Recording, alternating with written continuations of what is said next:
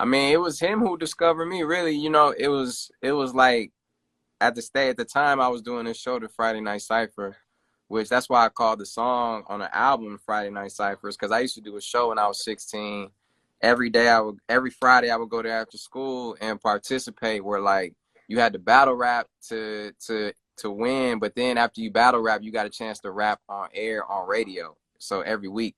So I was writing a new verse every single week, right? And what that did was it just trained me to like keep writing, keep active, and like gave me like something to just look forward to every Friday. So Ye was there promoting late registration at the time, and this was going into my senior year of high school that summer though. So it wasn't during the school year, it was that summer. And I remember I was a telemarketer. I was cashing my, $130 check. And my homie called me like, Ye down at the station, he promoting his album, dog. If he heard you, man, he'll sign you, bro. I swear to God, like, the shit sounded so crazy. I was like, man, fuck it. I might as well try and get down there. So that's what I did. I got down there, and since I had relationships at the station, they let me right in. I had lied and said I left my phone there the night before because I was just there the night before. And they let me in the back.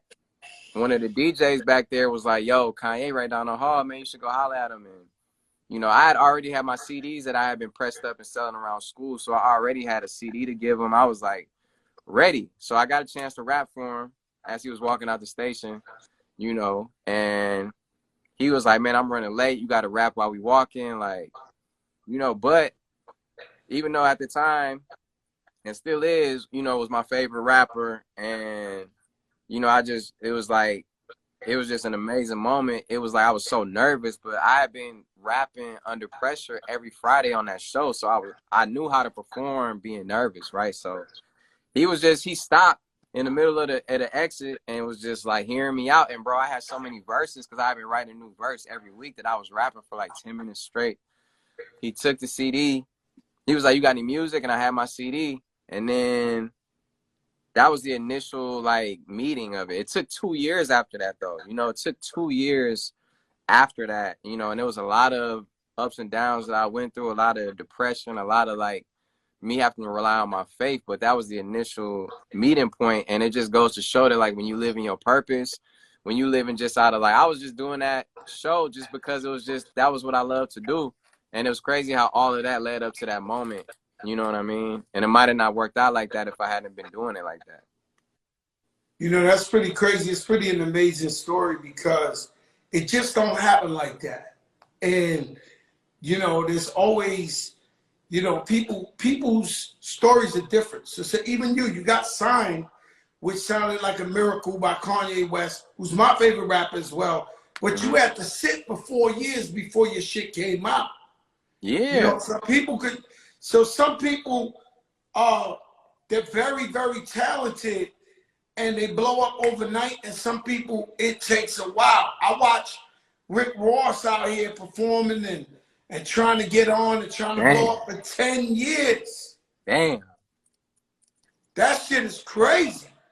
Yeah. And you're gonna get you're gonna get your lucky shot if your heart is in the right place and you're doing it for the right reasons. Luck is when that preparation meets opportunity. So yeah, those 4 years of me graduating high school and then finally getting signed in 2000 and the end of 2007 to Good Music, and then 2008 to Def Jam.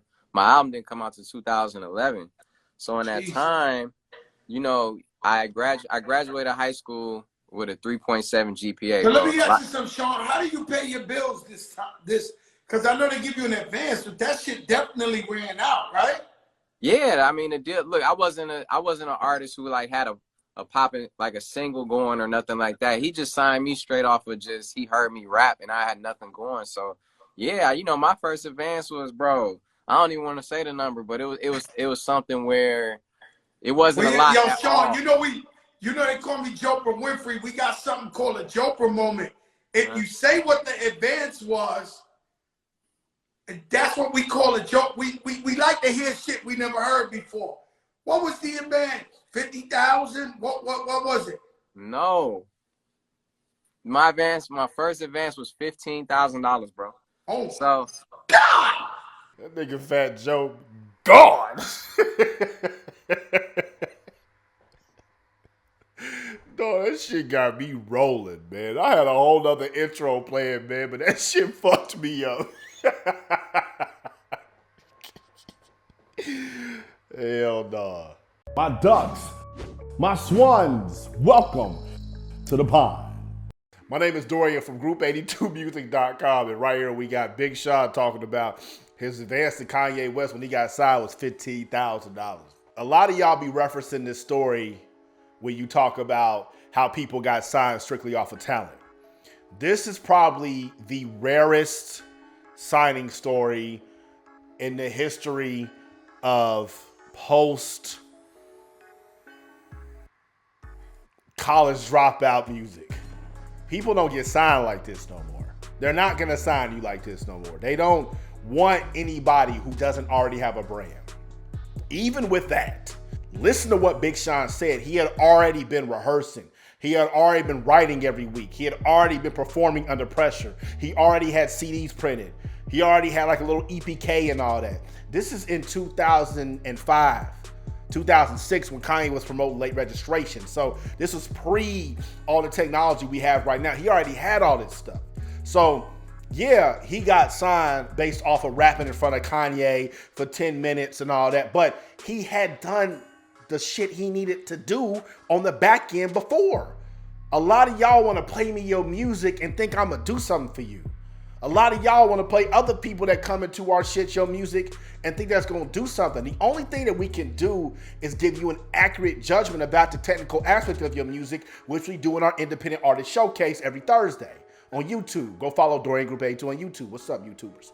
But nobody's going to sign you strictly off of a good song or talent anymore. If they do, they're going to take all your shit. And even back then, for all y'all that reference this story, even back then, Big Sean got signed 2007.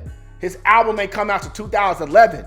That's 4 years on a $15,000 advance. This nigga really wasn't doing shows like that. If you go complete the interview with Fat Joe, he talks about the mixtape game and how it helped him and all that. But nigga, he was just sitting. He got shelved. Because that's what happens when you're signed off of talent. There's no demand for you. When you already have an audience, there is a demand. So the label can't just sign you and park you. The fans are demanding music. They're demanding videos. They're demanding content. They're demanding shows. Just like y'all be demanding me to break down videos. It's the same thing. Some of y'all demand me for music. That is why you develop a brand. That's why you get fans. Not to stroke your own ego. Not to prove to Dorian that you're the shit. Because if you do sign with a label, now you have leverage. Not just financially, where you can get a bigger advance at $15,000, which a lot of y'all, that's what y'all would get because y'all don't have no brand. But your fans can demand some shit. If the label starts tripping, you don't want to release your music for whatever reason, you're like, yo, get me the fuck up out of here. And then once you leave, your fans still rock with you. At this time, Big Sean ain't had no fans. So he had to ride those 4 years out. Same thing with J. Cole. I've talked about that story in a number of videos. And y'all be referencing that. J. Cole got signed. I've already talked about that. He had no fans neither. When you don't have fans, you're a fucking slave. Whatever they tell you to do, you gotta do it. Because you don't have no fucking fans. So why would we invest our resources in you right now? You're not gonna move shit, not gonna sell shit. Sales cures all. Are you selling music? Are you moving music? Are you selling merch? Are you selling out shows? Do you have followers? Do you get more than 3 comments on your posts? So why the fuck you wanna sign to a label? They're gonna take all your shit, masters, publishing, and royalties, and give you a $15,000 advance like they did Big Sean. And they're gonna shove your ass. And they're gonna fucking drop you. And they never put any marketing dollars behind you whatsoever. And guess what? They own your music because you signed it away. Sounds like a fucking scam to me. Sounds like robbery. It's up to you. If you're an independent artist, want to rock this shit and maintain control, click the link up top, click the link in the box, not the pond. Y'all stay true. Mama, do you see this hashtag too lit? Do you see this? Group82music.com.